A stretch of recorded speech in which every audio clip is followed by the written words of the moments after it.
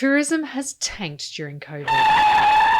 As the industry tries to reboot, what and where will your next holiday be? Tourism expert and professor at the University of Queensland's Business School, Sara Dolnicar, says the tourism industry will need to reinvent itself.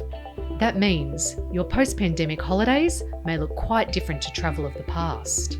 Travel and hygiene will now become close companions.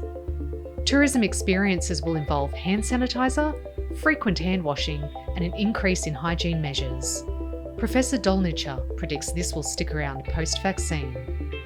In Hong Kong, you might have seen they already have a pod where a human walks in and gets full body sprayed and disinfected. They don't use those for travelers at this point in time, but they may well. New procedures and the price of social distancing don't come cheap, so it's widely expected that the price of travel will change.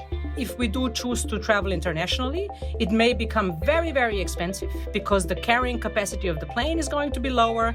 As international travel becomes expensive, domestic travel will become a lot more appealing. Road trips, I sit in my car because I've cleaned my car, and I'm going to drive 2 hours down to the beach, and I'm going to stay there in something where I know it's clean. For investors who are renting out multiple properties, their bookings came to a halt when the travel industry crashed. The mom and pop hosts will still be in business. They will still make their room available.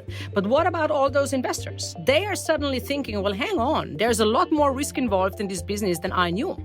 As the pandemic hit, we saw airlines grounded and staff stood down, while supermarkets and call centres were desperate for more employees. In the future, tourism training will need to adapt. Some of the base skills these people have are very similar. They need to interact with humans. They need to be able to problem solve. They need to be able to deal with complaints. Maybe we need to train people for the service industry more broadly so that when these kind of situations emerge, they have another home and they're just not unemployed.